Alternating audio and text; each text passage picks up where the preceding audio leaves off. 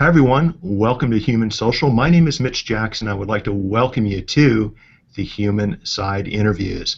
This week's guest is a good friend of mine, someone who I value and treasure our relationship and our friendship that we formed online. I love all the things that he's doing.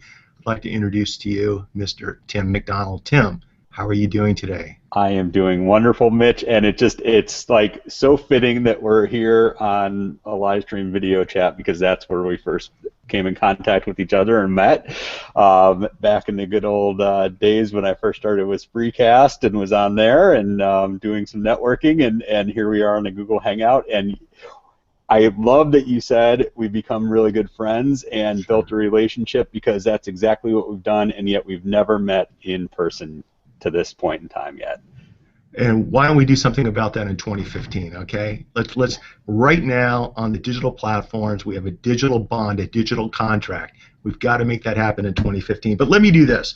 I know what a great guy you are. I want to just share a little bit of your background with everyone else, and then we can dive into the program if that's okay with you. And one of the things that's fascinating to me is that Tim and I immediately connected on the Spreecast platform and have done some fun shows together, which really got a good response. And for those of you who don't know Tim, Tim is a past director of community for the Huffington Post. He's an active leader in the No Kid Hungry program and on the BTC Revolutions, Be the Change Revolutions. He is the purveyor of change, of purpose. That's right, the purveyor of purpose. Wow, PPP, on the digital platforms, and basically likes to show all of us, by example, how to make the world a better place, one day, one post, one presentation at a time. Tim's involved in a lot of interesting projects. We're going to talk about all those projects. But Tim, the first thing I want to focus on today is 2015. As a community manager, as somebody that was managing a community for one of the top platforms on the internet, what do you see for 2015 for small and large companies when it comes to digital, when it comes to social, specifically with the community management response in mind?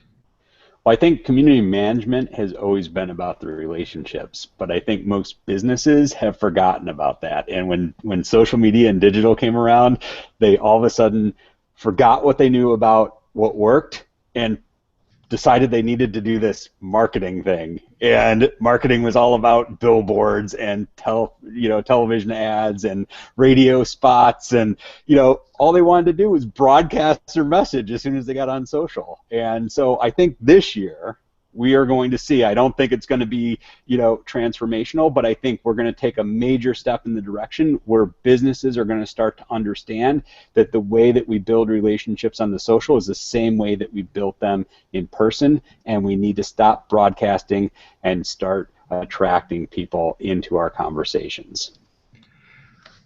It's interesting because I'm someone that just can't stand being marketed to. I don't like random incoming phone calls. I don't like my shows being interrupted on TV, on the digital platforms. And it's interesting to hear you say that, we need to emphasize relationships again. We need to emphasize community involvement. You coined a term, I think it's your idea, and it's something that fascinates me. When you're talking about community management, you're not really talking about community management. You're talking about community matterment. What do you mean by that, community matterment? When I actually got to give a shout out to Angela Myers, who actually coined that, but prompted me to go out and buy that domain, community matterment. Hey, you know what? You took action. You took action. I love it. But really, when you hear the word community management, and if people aren't familiar with what community management is, it's become more popular with social media, but it's existed well before that. It's really just a way, somebody who organizes your community, your fans, people that talk about your brand. They don't necessarily need to be customers. They could be, and you can use it in customer service, you can use it in business development, you can use it just in spreading the word for you, your marketing, word of mouth marketing arm. And but you don't really manage those people. I mean, they're not being paid by you. You're not their boss. You don't tell them what to do. And so really the way that communities work effectively is when we do build that relationship, start understanding what our community, what's important to them, how we can help them. I use this phrase all the time in my talks. It's the what's in it for them. It's not what's in it for us. It's what's in it for them. And once we start understanding what that is, we can start letting them know that they really matter to us. Because at the end of the day, without them, we're nothing. And so we really need to let them see that they matter. And so for me, community matterment is a much better description than community management. I love it. I think it's a great term. And so in 2015, how can we find out what our clients, what our customers, what our community, what do they want? Can you suggest any approaches, any specific tools we can use to get those answers to that important question? I can. Most of us have two of them. They're called ears. We need to start listening. Okay, I love it. I love it. So how do we listen, Tim? we really need to listen, because the bottom line is most businesses that aren't on social say that they don't want to be involved. They don't want to have this crisis or people talk bad about them. Well, the bottom line to it is those people talking bad about your brand are talking about you whether you're there or not. And so wouldn't you rather be part of that conversation instead of digging your head into the sand and ignoring what's going on? And the best way to do this is, start identifying who your target audience is. Where do most of your customers exist? Are they going to be on Facebook? Are they going to be on Twitter? Are they going to be on LinkedIn? Are they going to be on Google+? Are they going to be on Snapchat? I'm not saying go out on all these. I'm saying pick one where you think your community already is. Don't create something new. Find where they already are, and then just spend some time starting to listen to what those people are saying, not just about you, but about your competitors, about you as an individual, your employees, your products, what is going on in your industry. And don't just jump in being the authoritative source, because at this point, you're the newbie. You're the newcomer into this conversation. So you can come in with your knowledge, but don't come into it as a know-it-all. Come into it as that same exact thing that I just talked about. What's in it for them? How can I add value to what they're asking or what they're wanting to know? And once you start doing this, you start establishing yourself as a thought leader within that community, and all of a sudden these people are going to start talking about you in a positive way and referring other people to you without you even having to ask them to do anything. I understand what you mean when you say listen, but let's take a specific example, Tim. Somebody has decided that Twitter is the correct platform for sharing their professional services, expanding their sphere of influence, building new relationships. How do you listen on Twitter? How does a newbie, someone that hasn't been on the digital platforms before, how do they listen on Twitter? Can you explain what you mean by that? Absolutely, because I was one of those newbies back in the early days, and this is exactly what I did. I used to be in real estate at the time, and so what I do is I use a free tool like a Hootsuite or a TweetDeck, which are two free tools that you can go out and get. And then what they do is, in addition to Twitter, is they allow you to set up columns. So you can have multiple columns going on. And what you do in these columns is you search for keywords that are either your brand, your competitor, your industry, or just things that people are commonly talking about when they're talking about your business. And then you start just setting up those so that you're seeing everybody that's mentioning those words or your brand name or your product name. And as you're starting to do that, that gives you the opportunity to start following people, favoriting tweets, which is a good way to kind of index go back at a later time and see it, because most of these things are like a fire hose. It's information's coming at you pretty quick. So this is a good way that you can kind of store and go back to those and look at them later. And then start engaging with some of those conversations that are going on. The best way for me to listen when I first started was really starting to, to create my own list that Twitter also allows you to do, and categorize people by either where they lived, whether they might be buying a home soon, by whether they were a good referrer for me, by whether they were just a good person that I could have share my message for me, my advocates. And I create those lists, and so anytime I could then go use those TweetDeck or Hootsuite and go back and look and see what those people are saying, so I could share their information. Even if it wasn't helping me, I was helping them so that they would want to do it for me in the future. I love it. I mean, it's digesting information, listening to what other people are talking about in a smart and intelligent way. I always talk to people about when something is communicated online, the first thing you need to do is deflect it, reflect about it, and then select your response. And by using platforms like Hootsuite and other platforms, it's a great way to do it. I don't know if you've used Nimble, which is a platform I've started to use. It's a platform, the founder and CEO, John Ferrara, is going to be on the program in a couple of weeks. But Nimble allows you to do exactly what you said, taking multiple channels from multiple social media platforms all in one easy-to-review stream. And then it also goes out, Tim, and I did this with you, by the way, before today's show.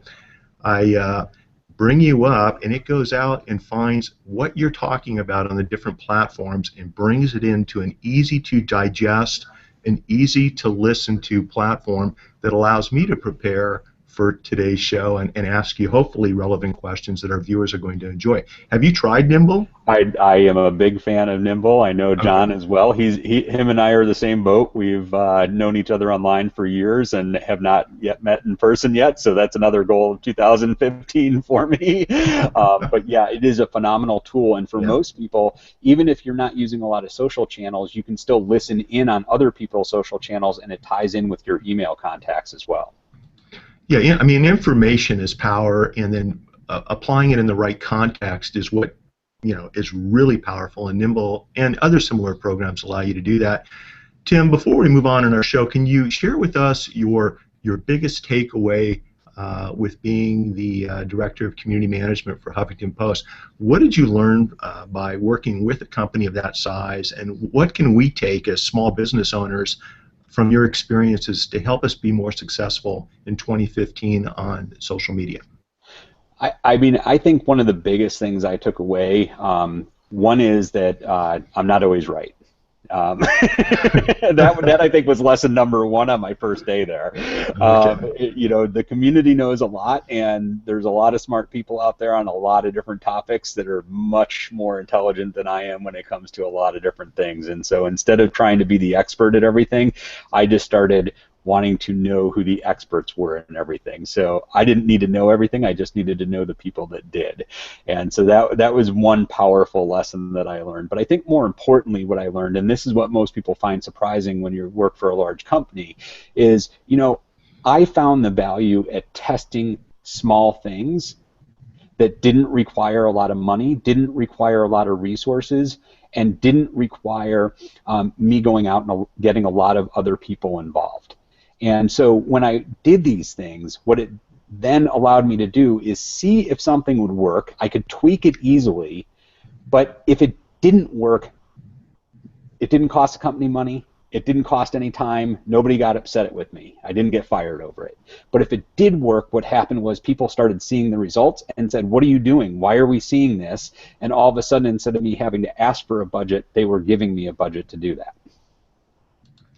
Brilliant words of advice, because it allows someone working for a company, it allows a small business owner who has budget issues they need to be aware of to go out, take advantage of these free platforms, start building them with the company message in mind, and if something takes off, you can bring that to the owner of the company. You can expand upon that if you're the owner of the company and help build your business. I mean, what a great way to do it, and this wasn't available 5 years ago. 10 years ago. I mean, it's just amazing how this stuff works. Let's do this real quick. One of my favorite parts of the show, Tim, is before we roll over everyone into talking about No Kid Hungry and Be the Change and some other exciting things that Tim's working on, the 365 Days of Giving. We're going to talk about that too, everyone. Tim's giving away a gift every single day this year. So we're going to talk about that. But before we do that, Tim, you've got a very unique perspective on life. It's something that really helped me gravitate towards you, and I think helped create our connection. I'd like to think I feel the same way about life and helping other people. But share with us, going back in time to the early days of Tim McDonald, what influences, family influences, external influences from neighbors, friends, what is it that got you involved with helping other people, with being a giver, and with ultimately getting you involved on social media and the digital platforms? if you don't mind sharing. No, not at all. You know, if I really look back, which I have been doing a lot of, you know, at the end of last year and the beginning of 2015, is going back to my childhood and looking for some of those things that really molded who I am today. And one of those things I really can relate to my parents because, you know, I was brought up in a Catholic family. We were always taught, you know, about giving, you know, giving back and you know, always helping other people. And I really took that to heart. When I was in grade school, if we were raising donations for a charity, I was the one who kind of initiated it and was the key person that raised all the money. When I was in high school, I actually started the first year that they did Hands Across America. I was student council president, and I brought everybody together. We completed a quarter-mile section of Hands Across America when they did that, and it just never ended. I was always kind of in this mode of wanting to help other people. And what I've really found in the last couple of years is that I really love helping people that want to help other people. Yeah. Those are the ones that make it easy for me to do what I do. And it's really just, it's been I'm blessed that my parents gave me this understanding and this gift. I'm probably also, you know, blessed because I haven't always had everything handed to me. I was brought up in a very good house. I mean, we were upper middle class, you know, northwest suburban Chicago, so, you know, no complaints. I didn't starve, didn't go without a meal. But, you know, I got married young, I had kids young, you know, I started, you know, at the bottom of the ladder in corporate America. You know, there were some pretty lean times, and that really taught me something about, you know, what I could still do for others even though I didn't have anything. And that could be giving time. It could be, you know, volunteering for an event. And then when social came around, what it really allowed me to do, because I went through a similar thing. I had gotten divorced. My kids were grown. I quit corporate America and wanted to start something on my own and didn't have a lot. So my wife actually supported me quite a bit during this period of time. But what it really allowed me to do then was understand that now I had a voice. So in addition to giving my time, I could give my voice to causes that mattered to me, to people that mattered to me. And I always tell people there's 3 ways to give right now. You can either donate your money if you have that, you can donate your time if you have that, and we all have a voice. And so if you can't do those first 2, you can definitely do the last one. And it's never been easier, I think, today, especially with social media, to do all 3. I mean, you can do all 3. I'm a 4th-generation Rotarian, and the thing about Rotary is you meet every single week, and it's a commitment. And a lot of friends of mine that aren't in Rotary, they've asked, you know, why do you do that? Why are you going every single week? And until that bug hits you and you realize you're a change agent, you're able to get involved and help other people.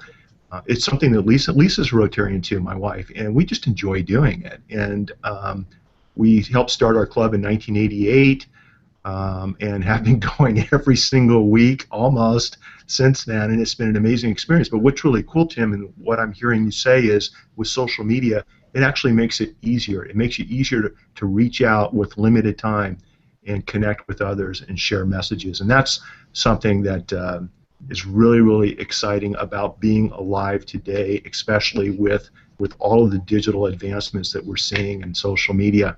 Let's talk about helping others for a second. You're very involved in an organization, NoKidHungry.org, with the same hashtag. I was looking at the website. It talks about 16 million children are being brought up in households that are having a hard time putting food on the table. 1 out of 5 children is hungry and not getting food the way they're supposed to be getting. I mean, that works out to something like almost 900. If you were to fill up 900 basketball arenas with kids, that's how many kids we're talking about across the United States. Tell us a little bit about No Kid Hungry, what got you involved with this particular movement, and what we can do to help. Yeah, well, No Kid Hungry very simply has a mission of ending childhood hunger in the U.S. So it's not about feeding more people. It's not about, you know, helping curtail it. It's actually about ending childhood hunger in the U.S., plain and simple. Okay. A lot of our initiatives come through, you know, school breakfast programs. So here in New York City, where I live now, you know, School breakfast is offered to all kids, but it's served in the cafeteria before the bell rings. When I start telling parents that, they're like, who gets to school before the bell rings? And I'm like, exactly my point. Yeah. That's why it's out of the 63 major school districts in the U.S., New York is absolutely last as far as the school breakfast utilization because they do it before the bell. Now, if they did that in a classroom, they could go from worst to first as far as utilization of school breakfast programs. So school breakfast programs are a huge initiative. School lunch programs are the same. And all this is regardless of your income, regardless of where you live. It just, you just show up, and if you're a kid, you get a meal. And when schools are out in the summertime, summer meals are a big initiative of us too, and supporting organizations that are going out and doing that. The amazing thing for this, Mitch, is that there's a great article that Billy Shore, the founder of No Kid Hungry, just wrote on Huffington Post talking about this. And the money is there. It's allocated by the federal government. There are systems in place that already have proven that this system works. It's just a matter of people taking action to make it happen. And I mean, it's like anything else, it's taking action, right? That's one reason I wanted to have you on the show today, is to help take action with this wonderful cause that you're involved with. Big problem. We have solutions. Apparently, you've mentioned something with the federal government. You're talking about all the things that No Kid Hungry is doing. What's the impact? Why is it, I mean, other than feeding children, what is the impact with what you're proposing? Are we talking just health? Are we talking economics? Are we talking education? I mean, what are the impacts that you've been able to find in the research numbers that people need to know about? I mean, we touch on all those things, but when you start looking at the schools and kids in the schools, I mean, they're getting higher test scores. Their graduation rate is higher. Okay. They have less health issues. And, when we start looking at what we can do with kids, and we provide them with a fair foundation to have a start in life with, I mean, it's a basic right that they should all have. Yet they're not getting it, and so the impact that we're going to see when we start doing this is we can start. I mean, and I don't want to make this too complex of an issue because we can get it really complex. But I'm seeing that if we do this and we start making this happen, we are going to see more people going to school. We're going to see more jobs created. We're going to see healthier generation coming up in the next generation. We are going to see less crime. And I mean, this is me getting a little far-fetched and maybe utopian here. I don't think so. No, I don't think so at all. I think you're right on point. It's going to have an impact that we can't even imagine how impactful this is going to be in a positive way. I mean, this is what I'm excited about. So if somebody wants to become and get more involved with nokidhungry.org, obviously going to the website, how can people help this particular cause? Well, Mitch, I always, the one thing I ask when people ask me this question is I say, go do exactly what you said. Go to nokidhungry.org, sign up for their email list. It's very obvious how to do it on there. And the reason why I say that is because I think knowledge gives you power. And for me to go out and tell you what to do might be different for you, Mitch, than it is for the next person that's listening, than it is for the next person that's listening. But there is so many resources on there for you to take action in your local neighborhood, for you to donate on there, for you to host fundraisers on there, for you to become an advocate in your state or your local area. But the first step is first. Put in your email address, start learning about the organization, start learning about what the issue is, and start learning about how we can make an impact to help solve it. Is this program just based in the United States, or is it global? No Kid Hungry is a campaign of Share Our Strength. So No Kid Hungry campaign is focused on the United States. Okay. Share Our Strength is based in the U.S., but it's a global organization. But the No Kid Hungry campaign is definitely focused on America. The reason I was asking is, I'm involved with Rotary, and we talked a little bit about this in 2014. I'm going to step up and make it happen in 2015. But Rotary is the largest community service organization in the world. There's 1.4 million Rotarians in 175 different countries, 33,000 clubs, global organization.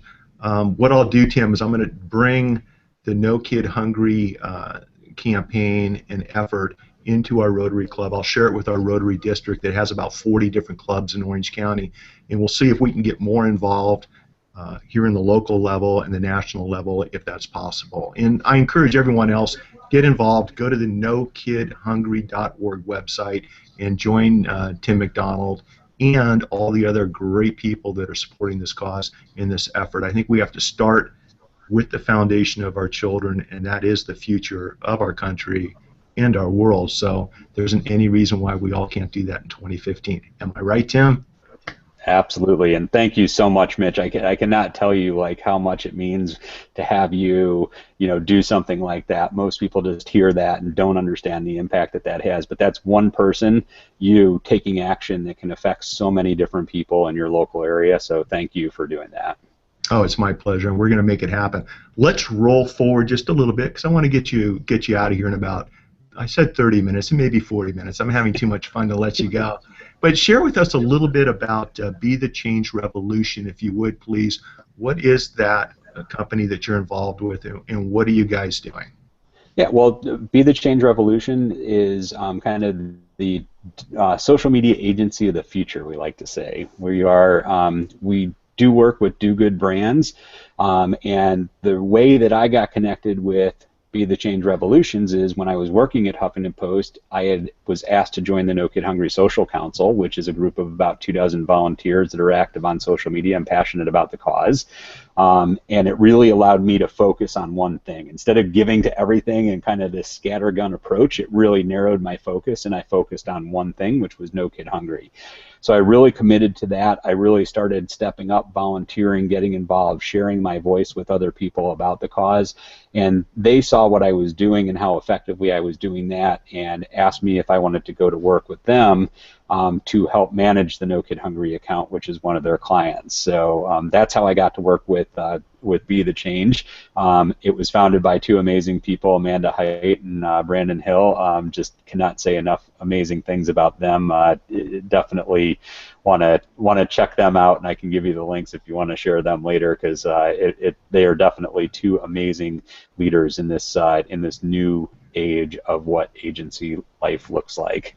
Well, I checked out the website. It's very unique, but while I've got you here right now, what is the URL for that particular site? It's BTC, so Be the Change, just btcrevolutions.com, and Revolutions has an S in it. Gotcha. Okay. I encourage everyone to check it out. I'll look at it a little bit more thoroughly this evening as soon as the dust settles here at the office. Tim, we've been out the last 3 days, so trying to get caught up. If that's not enough to keep someone busy, Tim, there's something else that you put on your plate this year that just blew me away when I saw it, and I thought to myself, OMG, what is Tim doing? And that's your 365 days of giving. That's hashtag 365 days of giving. What are you doing, Tim, and what's the game plan here? Well, again, it was one of those things where I just started giving on occasion, and I said, what if I just formalize this a little bit? Not that I can't just give at any occasion that I want, but what if I actually committed to giving something away every day? And I don't want to go broke in this program. I don't have a sponsor for it. It's not a business plan. It's a life plan. It's about what I can give to other people to really help hopefully make a difference. And so some of the things I've given away have just been simple things like a phone call or a handwritten card. I've given books away. I sent flowers to somebody, a can of silly string, and each day I just come up with something different. I send out an email. It only goes out to the people that I have on my email list, and I just offer to give one thing away each day. And by the end of the year, I just really want to see kind of the impact that it's having. And I encourage other people, even if you don't want to commit to doing one thing every day, anytime you do give something to somebody, whether that's giving them a smile, buying their coffee in the line at the Starbucks, sharing a book that you enjoyed with somebody else, just share that and use that hashtag 365 days of giving, and let me know that other people are being impacted. I like to say that we all create ripples, and if we create enough ripples, they turn into waves. And so what I'd really like to see is this giving momentum turn into a wave by the time 2015 is over. One of your ripples made its way through Orange County over the Christmas holidays, and the handwritten note that you shared with me made me smile all day long. It really did make my day. It was very thoughtful. I really appreciate it. And they say the little things in life are what can make a big difference. And the things that you're doing on a daily basis, I think that's a good example. We can all step up and do the same thing and help someone else on a daily basis. Give out free advice, whatever you do for a living. Help someone with your profession on a daily business, or give from your heart like Tim's doing. I mean, what an amazing idea, and I'm looking forward to it. I've subscribed to your email newsletter list on the daily giving. How do people, if they want to get on the list and find out what you're doing each day, how can they connect with you to do that?